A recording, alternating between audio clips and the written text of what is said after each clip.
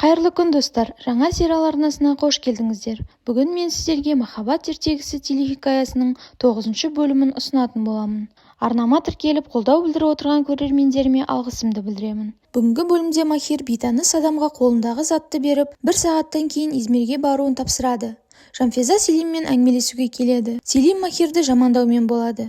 Ол Жанфизаға қалаған жеріңе барып, қалаған нәрсеңді істей аласың дейді. Жанфизадан кешірім сұрап, бәрін жаңадан бастауды ұсынам. Кюршатты алып Стамбулға барайық, әкеңді емдетіп алайық. Сендер менің қонағым болыңдар. Солай бір-бірімізді танып аламыз деп ұсыныс айтады. Жанфиза ойланып қалады. Мұстафа қызының жанында болады. Ол Ферманды жақтырмай оған тиіседі. Бір кезде олардың жанына Афет ханым кіріп келеді. Ол Сыланың қасына отырып Сылаға ақылын айтады. Екінші мұндай әрекет істеуші болма.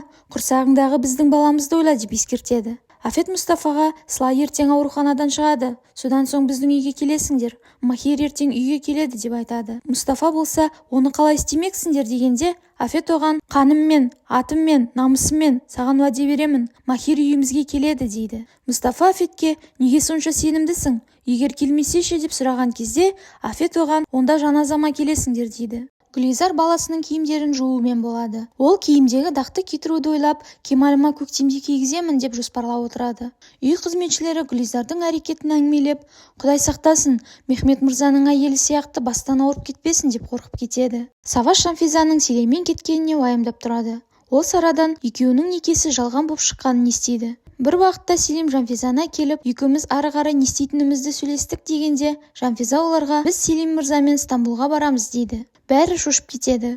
Жанфиза оларға әкемнің емделуі керек деп жатырғанда, Селим сөзге араласып, Кюршат мырзаға күтім керек, ол қазір жансақтау бөлімінде жатыр. Сендер босқа күтпеңіздер, мен сендерді үйлеріңе жеткізіп тастайын деп ұсыныс айтады. Саваш одан, сендер дейсің ғой, өзің бармайсың ба дегенде, біз Жанфиза екеуміз ұшақпен барамыз деп айтады. Кенет медбике келіп Жанфизаға, менімен баруыңыз керек, сізді МРТ-ға апарамыз дейді. Ол болса, неге деп сұрайды. Медбике оған, дәрігер мырза бірдеңеден күдіктеніп отыр. Рентгеніңізде бір нәрсені байқап қалыпты. Соған сенімді болу үшін МРТ өткеніңізді қалап тұр дейді. Селим оған, біз кетуіміз керек, ұшақтан кешігеміз дейді. Медбике оған, әрі кетсе 15 минут уақытыңызды аламыз деп айтады. Медбике Жанфизаны тезірек болыңыз деп асықтырады. Ол болса ештеңе түсінбей, не болды деп шошып кетеді.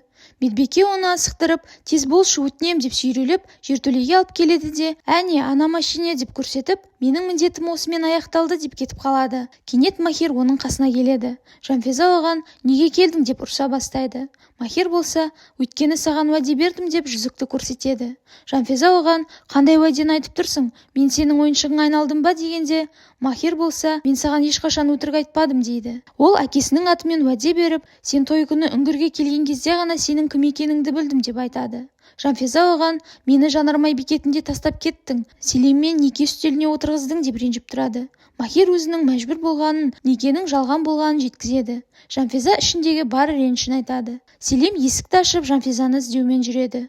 Махир Жанфизаға, енді не жоспарың бар, ана есуасқа сенесің бе дегенде, Жанфиза оны жақтап, енді жоғал деп кетіп бара жатырғанда, ол Жанфизаны көтеріп алып кетеді. Жанфиза қарсыласқанымен Махир оны көлікке отырғызып алып кетеді. Оларды Селим көріп қояды. Махир Жанфизаға қызметтен Селимнің кесірінен шығып кеткенін айтады. Саваштың анасы одан, МРТ дегенді сен ұйымдастырдың ба деп сұрағанда, Саваш оған, анашым, тыңдашы, сен не десең де, не істесең де мен Жанфизаны алып қашам, одан бас тартпаймын дейді.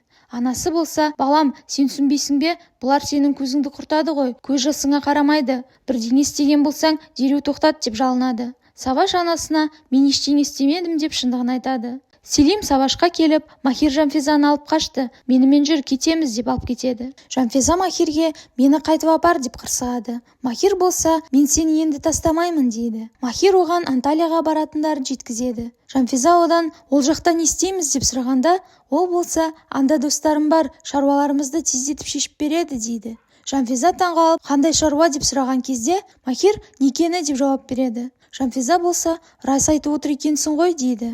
Жанфиза оған, біз екеуміз бірге бола алмаймыз деп жатырғанда, ол, неге бірге бола алмаймыз? Кеше үңгірде сен менің айымсың, жұлдызымсың дегендерің қайда деп сұрайды. Жанфиза оған, ол кезде әкең туралы білмеп едім дейді.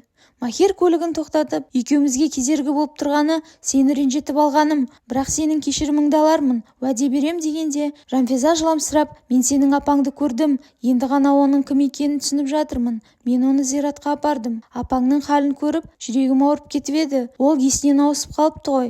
Адамның балалық шағын, ең бақытты күндерін, әкесін, анасын тартып алған адамға деген өшпенділік ешқашан кетпейді. Ал мен сол адамның қызымын дейді. Дәл осы сәтте менің де еріксіз көңілім босап кетті. Махирдің әкесіне деген сағынышын көріп, мен де өз әкемді бірден есіме түсірдім. Балалық шағым, әкеммен бірге өткен сәттер, керемет естеліктер бәрі көз алдымнан өтті. Әкеге деген сағыныш жүректің төрінде тұрады екен.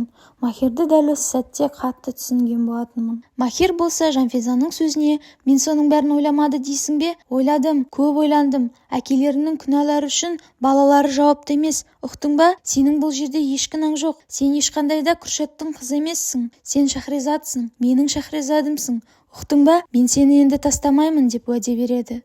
Жанфиза ішінен, әттең, тек сенің Шахризадаң болсам ғой, бірақ мен Күршаттың қызымын. Бір күні бұл қайта есіңе түсіп жүрер, қанша жерде ұмыттым десең де, ұмыта алмассың деп ойланып отырады. Ферман Афетке, апа, өз-өзіңе қол салып бізді қинамайтын шығарсың дейді. Афет оған, мен Құдайдың берген жанын алатын адам бедім, қайдағы жоқты айтпашы деп жатырғанда, ол Афетке, қайдан білейін, мана Мұстафаға қай-қайдағын айттың ғой, Махир келмесе жанымды беремін деп уәде бердің дейді.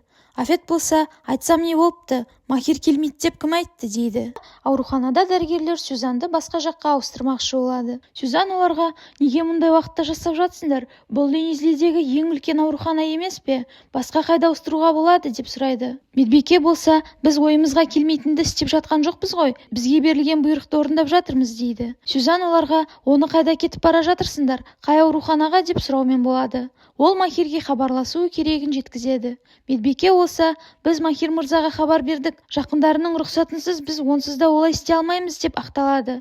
Медбикелер Сюзанға олармен баруларына тыйым салады. Сюзан телефонын таба алмай қалады. Селимге жүргізуші, олар бірнеше шақырым алдымызда кетіп бара жатыр дейді. Саваш түсінбей, біз кімді қуып бара жатырмыз деп сұрайды. Селим болса, комиссарды дейді. Саваш одан, қалай, сонда сен оның көлігіне құрылғы орнатып қойдың ба деп сұрайды. Селим болса, сен неге сонша таңырқап отырсың? Мен оның Жанфизаны алып кететінін біліп қойғам, бәрін алдын ала жоспарлап жүргенмін дейді. Селим Махирдің көлігіне GPS қондырғысын орнатып қойған болатын.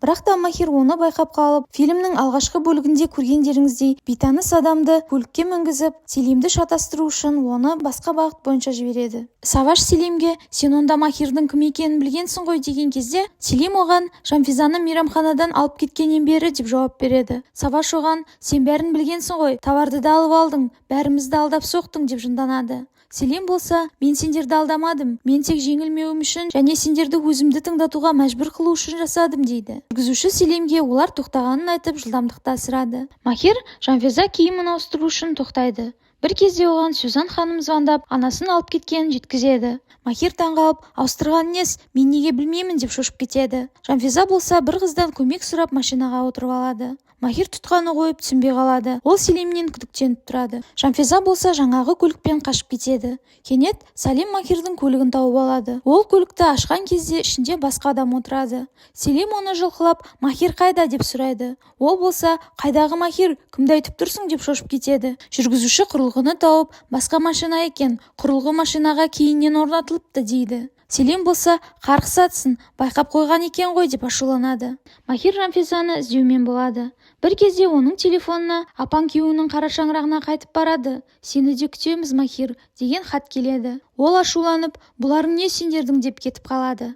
Жанфиза көліктен түсіп жанармай бекетінде қалады. Ол кассирдің телефонын алып Савашқа звондайды. Селим оны байқап қалып, жауап берсеңші, кім екен, кім ол, жауап бер деп қорқытады. Селим Савашқа, қазір дереу оның қайда екенін сұрап ал, оны осында тауып ап келейін деп бұйырады. Саваш Жанфизаға, мынау нағыз оңбаған адам, қайтып келмей қаш дейді. Селим Савашты атып өлтіреді. Жанфиза Саваш деп оны сұрап жатқанда, телефонды Селим алып, арты қайыр болсын, Саваш ағаң о дүниелік болды. Қазір маған қайда екеніңді айтпасаң, әлгі Махирді де Саваштың қасына аттандырамын дейді. Жанфиза шошып кетіп телефон сөндіріп тастайды. Ол кассирге, Құдай үшін телефонды қоспаңызшы, олар мені тауып алады деп өтінеді. Ол сыртқа шығып жылап отырады. Кенет Махир оны көріп қалады. Ол Махирді құшақтап, әлгі оңбаған Саваш ағаны өлтірді, бізді де аңдып келе жатыр дейді. Махир оны сабырға шақырады. Селим комиссарға келеді. Ол Рашидке Жанфизаны тауып бересің, жігіттеріне айт, жолдарды жауып тастасын, әлгі Махирді де алып келсін, маған тиесіліні ешкім алып кете алмайды деп жатырғанда, Рашид ашуланып, жап қане аузыңды, маған бұйыратын сен кім едің, орныңды біл дейді. Селим болса, менің кім екенім маңызды емес, бәрін екеуміздің келісімімен істедім, тауарды қажет жерге жеткіздім, өзіме жүктелген міндетті толығымен орындадым. Енді сенің кезегің, енді сен де менің айтқанымды орындайсың, Борис дейді. Рашид оған, қайдағы жоқты айтпа, бұл мұндай сөз айтатын жер емес, аузыңды жап дегенде, Селим, үндемей қала алмаймын, егер менің айтқанымды орындамасаң, үндемей қалмаймын. Ана қызды табасың да маған әкеліп бересің, әлгі Махирдің де басын аласың, Борис мырза деп қорқытады. Рашид ойланып қалады. Барлығы ой үстінде отырады. Сыла болса Кемалдің суретін қарап сағынумен болады. Сүрияны Йылмаздар жекежайына алып келеді. Оны Асаф пен Афет күтіп тұрады. Ол оларды көріп шошып кетеді. Махир Стамбулға келеді. Ол Жанфизаға жоспары өзгергенін айтады. Жанфиза болса уайымдап, Селим бізді тауып алады дегенде, Махир оған, ол бізді өлсе де таба алмайтын жерді білем, соған бара жатырмыз дейді. Достар, келесі бөлімдер бұдан да қызығырақ болмақ. Арнама тіркеліп қолдау білдіріп отырыңыздар. Назарларыңызға рахмет.